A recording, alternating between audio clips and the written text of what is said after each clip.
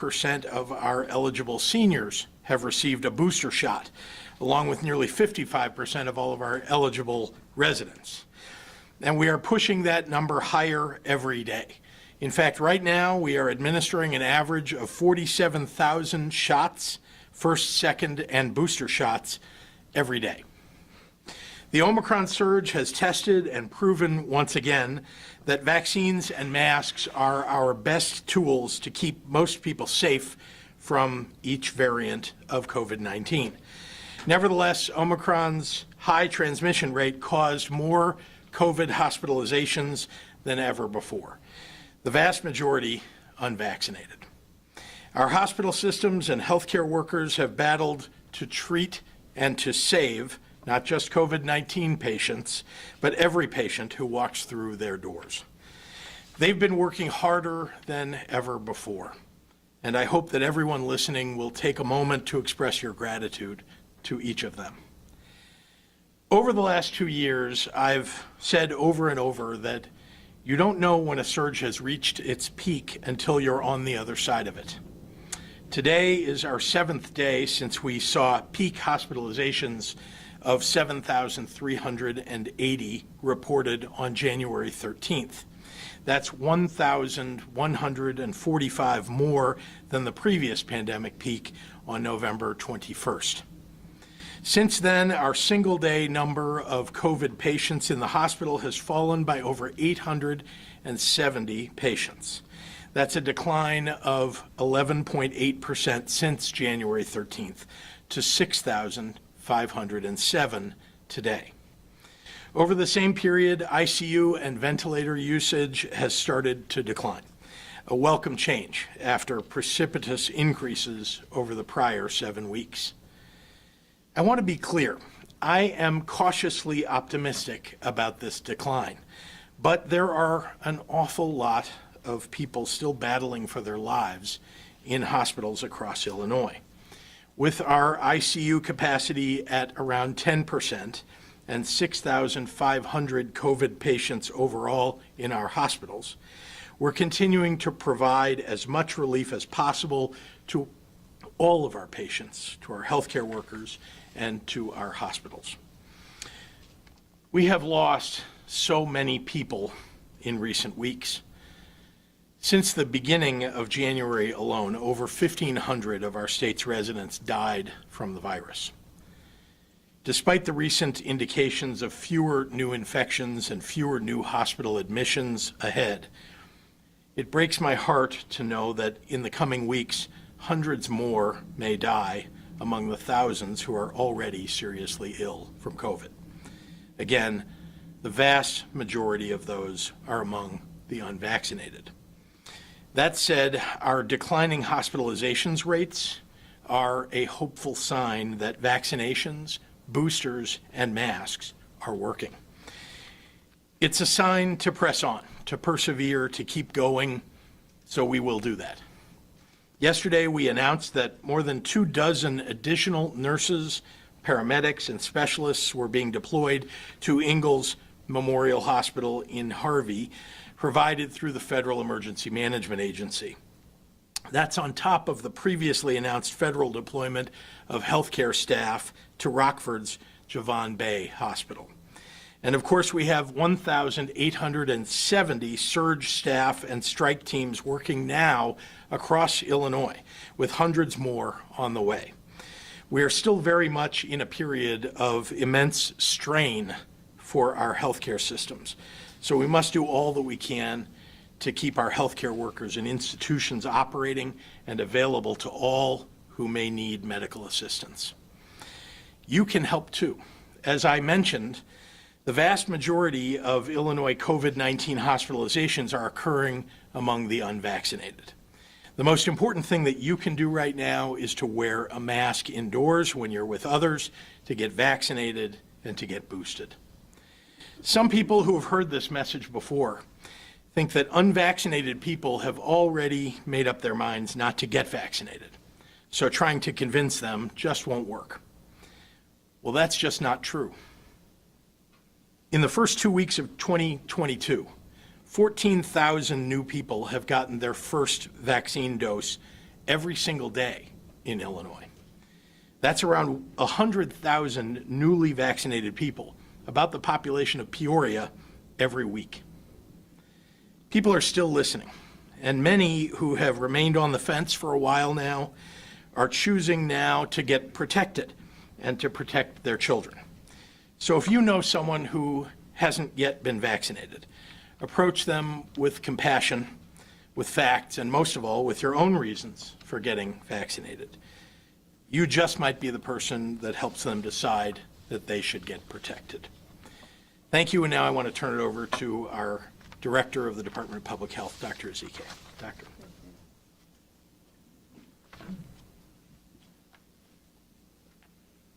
Good afternoon, everyone.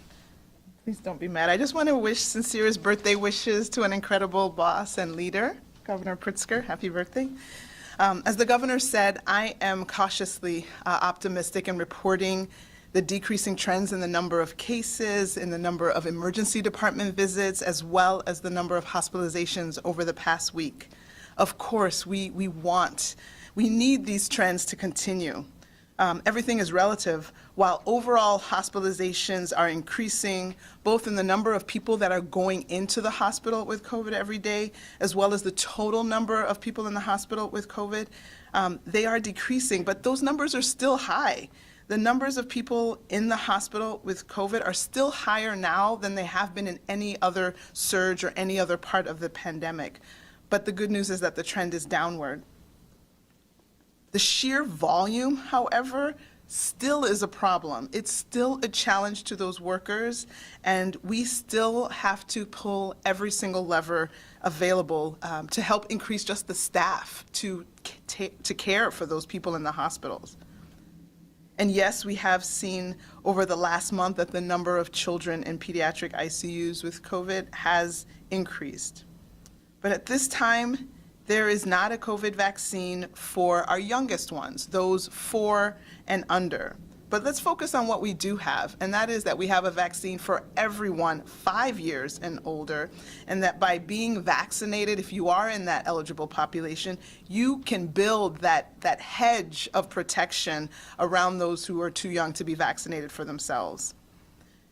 And the Illinois data shows that being vaccinated or only partially vaccinated as opposed to being boosted places you at 11 times greater risk of hospitalization and 13 times greater risk of dying.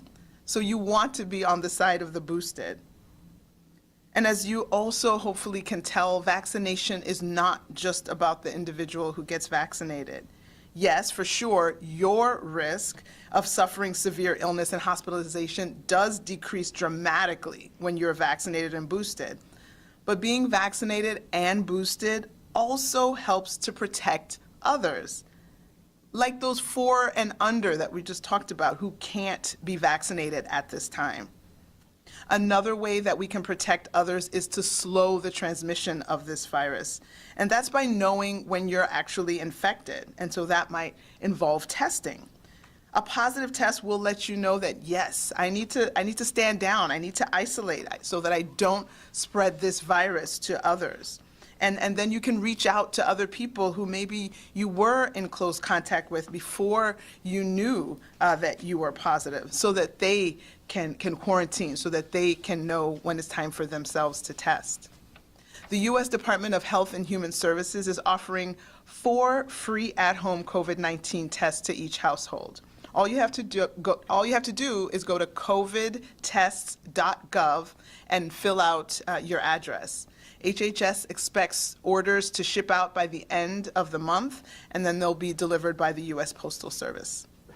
You are encouraged to order those tests so that you can have them when you actually need them. Again, we all need to vaccinate, boost, mask, test, and that will all be helpful as we get towards the end of this pandemic. And now I'll summarize comments in Spanish. Buenas tardes y feliz cumpleaños a nuestro gobernador, Governor Pritzker. Como ha dicho el gobernador, también soy cautamente optimista al informar tendencias a la baja en el número de nuevos casos. visitas a la sala de emergencias y hospitalizaciones durante la última semana. Sin embargo, necesitamos que estas tendencias continúen. Aunque las hospitalizaciones en general están disminuyendo, seguimos viendo un alto número de personas en el hospital con COVID-19. El volumen de personas en el hospital sigue siendo un desafío y seguimos jalando de todas las palancas disponibles para aumentar el número de empleados en los hospitales. Una tendencia preocupante que hemos observado en el último mes es que el número de niños en las unidades de cuidados intensivos pediátricos ha aumentado durante el último mes. En este momento, no existe una vacuna contra el COVID-19 para los más pequeños, los de 4 años o menos. Sin embargo, hay una vacuna disponible para todos los de 5 años o más. Y al estar vacunados, podemos construir un cápulo de protección alrededor de aquellos que son demasiado jóvenes. Los datos de Illinois muestran que estar vacunado o solo parcialmente vacunado, pero no con la refuerza, lo coloca en un riesgo 11 veces mayor de hospitalización y 13 veces mayor de muerte en comparación con aquellos que están reforzados. Pero la vacunación es más que usted solo. Sí, su riesgo de sufrir una enfermedad grave y hospitalización disminuye drásticamente cuando está vacunada y reforzado. Pero estar vacunado y reforzado también significa que estás pensando y protegiendo a los demás. Otra forma de proteger a los demás es ralentizar la propagación del virus haciéndose la prueba. Una prueba positiva le hará saber que debe aislarse para no contagiar el virus a otras personas y comunicarse con aquellas personas con las que estuvo en contacto cercano para que hagan la prueba también. El Departamento de Salud y Servicios Humanos en los Estados Unidos está ofreciendo cuatro pruebas caseras gratuitas de COVID-19. Todo lo que tiene que hacer es ir a covidtest.gov y completar su dirección. El Departamento de Salud y Servicios Humanos espera que los pedidos se envíen a finales de mes y serán entregados por el servicio postal en los Estados Unidos. Los recomendamos que pida las pruebas ahora para tenerlas cuando las necesite. La vacunación, el refuerzo, las máscaras y las pruebas ayudarán a poner fin a esta pandemia. Muchas gracias para su apoyo. And with that, I will turn it over to Governor Pritzker. Thank you, Dr. Ezike. Happy to take questions. Craig? Governor, happy birthday, by the way. Thank you. So I did want to ask you, and maybe this is also for you and Dr. Ezike, we're hearing from Dr. Arwady today that in Chicago, she says we have now passed the Omicron peak, urging caution, but I'm not hearing that from either of you. You do not believe we have passed the peak here in Illinois, or have we? No, I think what I said was that we've been 7 days since the peak. And it's always looking backward, just as Dr. Arwady sort of indicated in her remarks, that you can tell there was a peak and that you are falling from that peak. So I'm pleased to say that we have for 7 days now been dropping the number of people who are in the hospital for COVID, and as well we've seen a drop in the number of cases each day, although as I've indicated that's not exactly the indicator that tells me that we're past a peak. It's really hospitalization, ICU beds, and ventilators, and those all seem to be going the right direction. Dr. Ezike, do you want to say anything more? Mm-hmm. Yeah. Governor Pritzker? Yeah. Got one from Block Club Chicago, Kelly Bauer, and 3 from myself. She asked, will the state do anything to keep Center for COVID Control sites closed or to review its testing practices in light of recent reports and the Minnesota Attorney General Office's lawsuit? Does the state have concerns that it will be it was getting accurate results from the company's lab?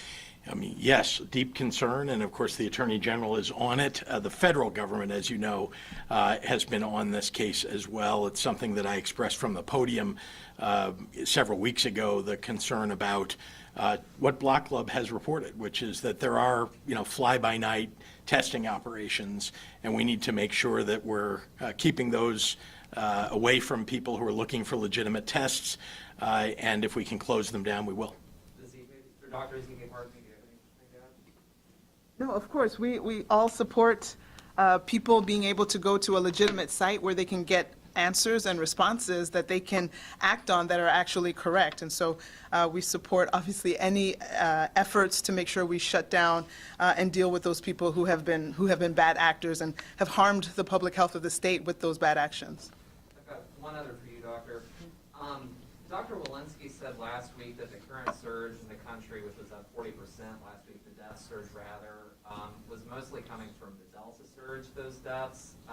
There were 99 deaths reported in Chicago in the last 24 hours. Do we have any sense of how many Illinoisans are going to die from the Omicron surge before this surge is over? No, it's a great question, but it's very hard to answer. We have to be clear that when someone goes into the hospital today, we don't know what exactly they have. I mean, as we get further along into Omicron, where there's nothing else in the state besides Omicron, and I think we are definitely in the high 80% of Omicron, if not 90 plus, we know as we go further that all the people who are getting infected are Omicron. But you have to remember that when people get infected to when they might actually die, that's not a day or a 2 or 3. That can be 2 weeks, 3 weeks, 4 weeks. And so if you think about people that we are getting those reports today, and then you go back 4 weeks, some of those will be Omicron, but some of those will definitely be Delta, because we were not as predominant Omicron 4 weeks ago as clearly we are now.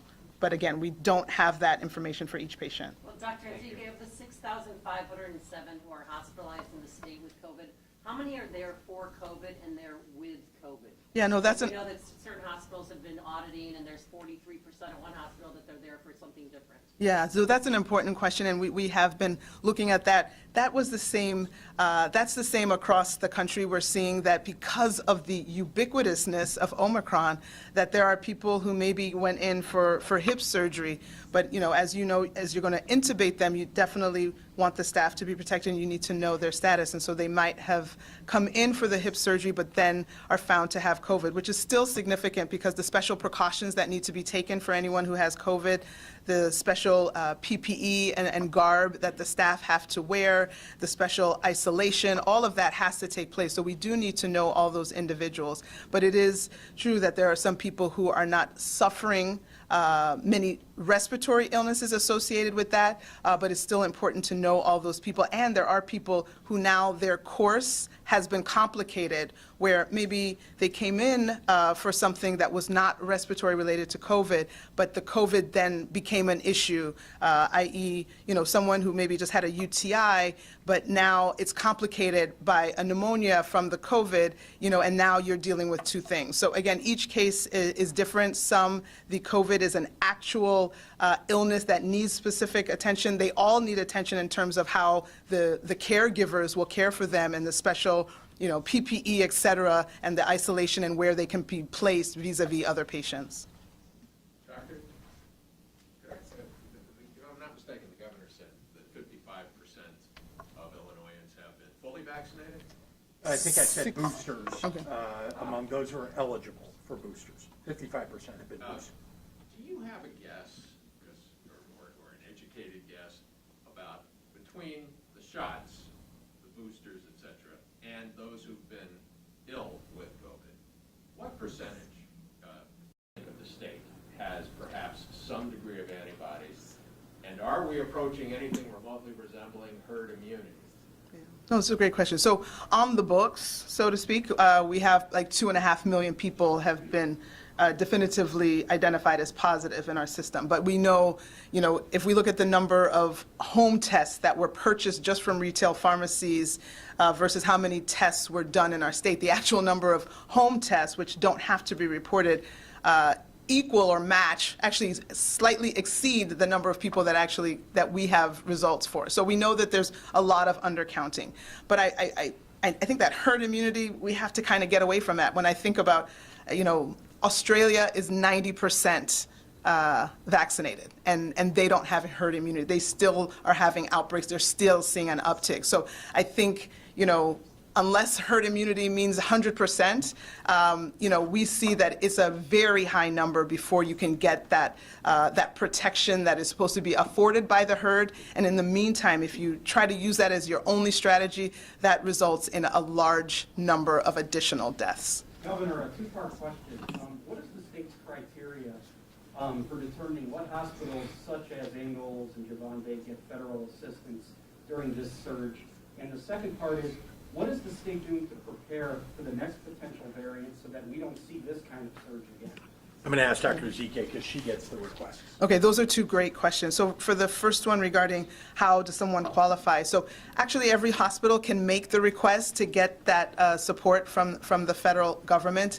Of course, the things that because some people get turned down, some people get accepted, the things that are critical are to show, the severe need, to show the severe staffing shortage, and to show that the hospital themselves have pulled every lever on their own, that they have suspended, unfortunately in many cases, have suspended non-emergent surgeries or, temporarily suspended them to the extent that they can, that they have used their contingency plans, their contingency standards to try to accommodate the staffing shortage. And then after they've, basically pulled on all these levers and say, we really need help, then there's still an assessment that is done by the feds, and then they can decide yay or nay in terms of if they will provide that support.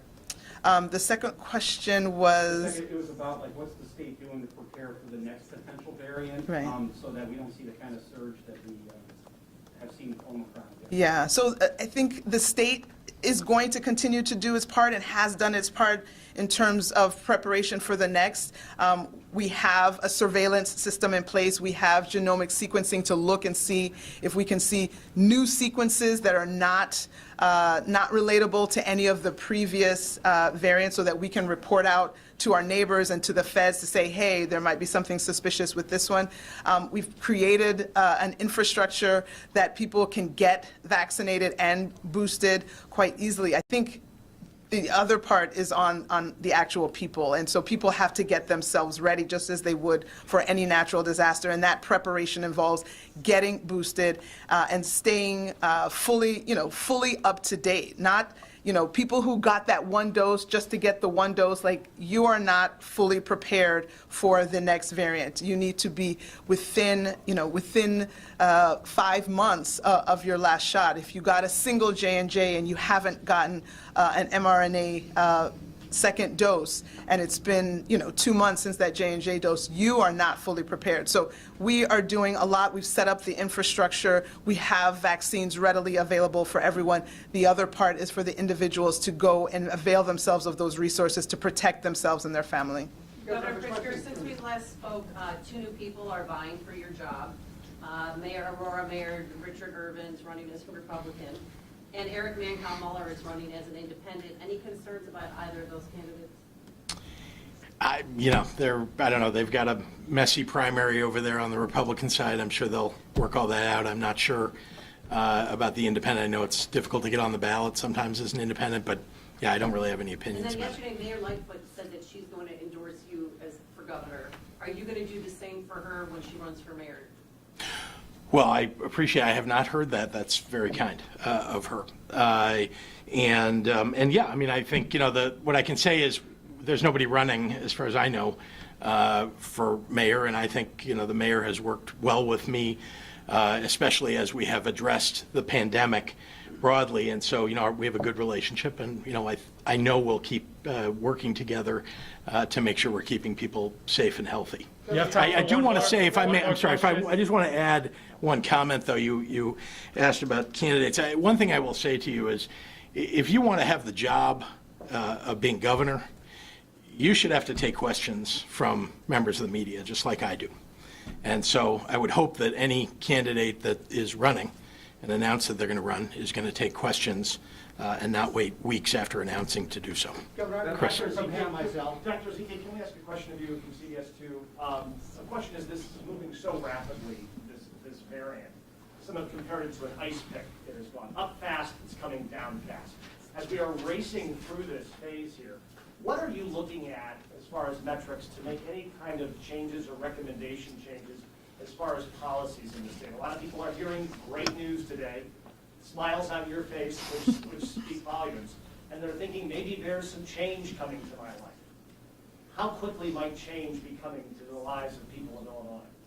I mean, we have ongoing discussions. We've been waiting for an opportunity to think about how we pivot to the next stages. And so as we come up with that between the IDPH team and the governor's office, we will absolutely share what plans we have to move forward in this pandemic. And yes, we are looking forward to sharing those. It's not today, but we are looking for. Specifically, what data points will be the first ones that will say, aha, it's time? So obviously, we are already seeing some of the things that we like to see in terms of downward trends in the hospitalization. Again, I am absolutely moving away from the cases because we know that that's not even the full story, given all the home tests and all the positives that are happening at home that are not recorded in any of our Department of Public Health databases. But the hospitalizations, you can't hide a hospitalization. And so as we look at those hospitalizations and understand where those numbers are going, that is definitely a clear signal of the direction we're moving in.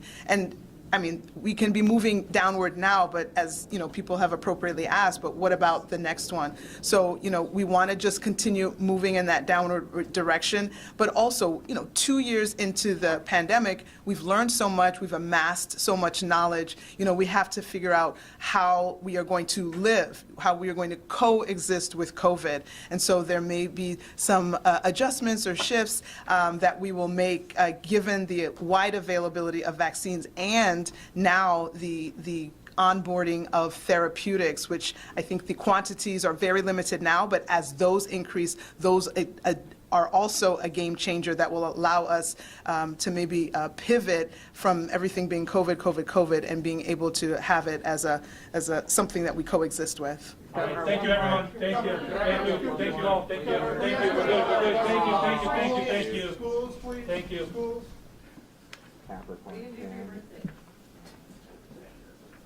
Walk out of minute, Dr. Crowley.